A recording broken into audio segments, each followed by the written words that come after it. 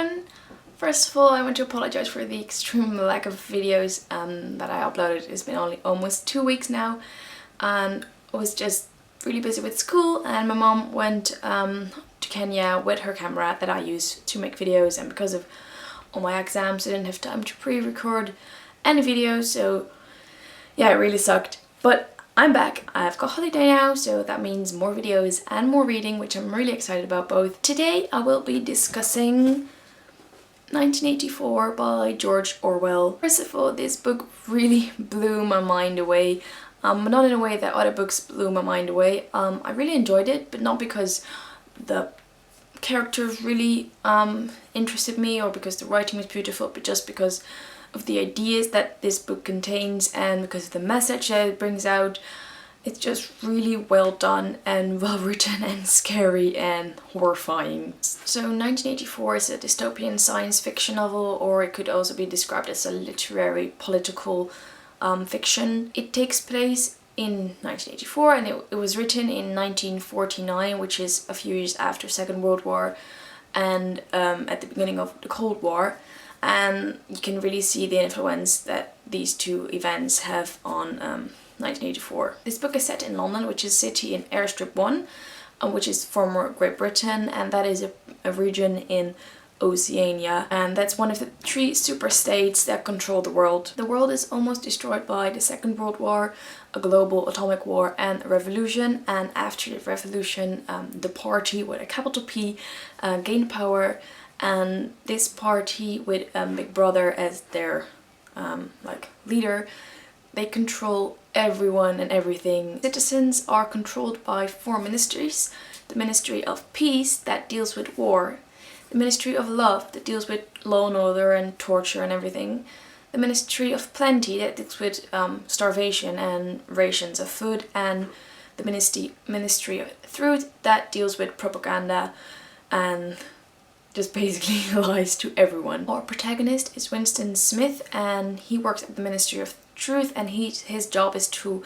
alter the past so that it will seem as if the party was right about everything they predicted, that everything turned out as they thought it would. The story starts when Winston buys a diary and he starts writing his thoughts about the whole society and Big Brother down, although that's highly forbidden, but he feels like he has to let them out. He's different from other people because he questions why. He questions society and the party and Big Brother and everything. He meets Julia, a lady that he first hates for several reasons, mainly because she seems extremely dedicated to the party and Big Brother, but as it turns out she's a thought criminal like he is, so she also hates the party. They're slowly developing love affair, and their rebellion against the party isn't very important, though to me it felt like it was more put into the story to support what Orwell really wanted to talk about, which is society. So I didn't really connect to the characters. As I said, to me it felt like they were more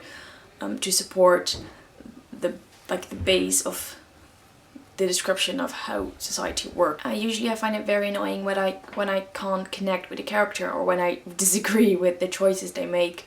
But that wasn't the case for most of the time that I read 1984. Only at the end something happened which I can't tell as it's a major spoiler, but I got really annoyed by Winston. I got really tired of him. I watched a review by Daniela from Tree Paper Book about 1984, which was a really good review, by the way, and she said that she found the story so pathetic because she felt so sorry for the characters, and I really agree. Don't disagree. I agree with her on this part, because in the end the characters are so helpless, and I think that's also why I got really fed up with Winston, because he has no other choice but just to go with it. He has to do what the party demands of him, and yeah, that sucks. That just basically sucks.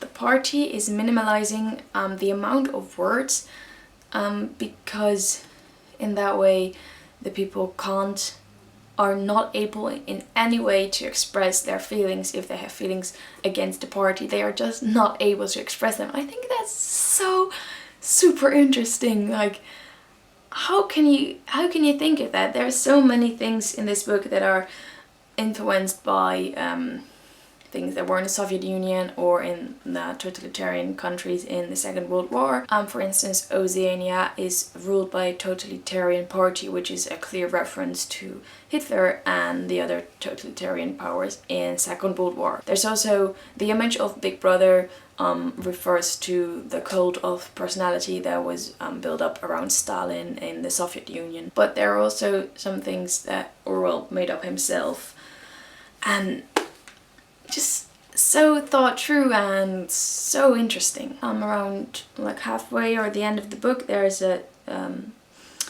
like 30 pages from a rebellious book are included in this book. It explains why the party is wrong and what they do to fool all the citizens of Oceania. Well, there are loads more other super interesting things in those 30 pages, and they are written in this really difficult style to read, really thought through, so I was really struggling to get through, but it was so interesting and so mind-blowing. So this book really, if you like, if you're interested in politics or in a way society works, this book is really something for you, because you can just see how a society like this is created and how it can stay this way. So anyway, I enjoyed 1984, not really because the writing style was so good or because the characters really because I was really attached to the characters or because they interested me very much, but just because the idea behind this book is so good and all the ideas that it contains are so good. So if you like dystopian, you should definitely read 1984, and if you like political fiction or are just interested in society, read it. And if you just like a book that's different from other books you read it. If you've read 1984, I'm really interested in hearing your thoughts about it. Please leave it in the comments below. Once again, I'm really sorry for my lack of videos, but I will make it up to you, I promise. For now, have a very good night or day or whatever you have, and I will hope to see you next time. Bye!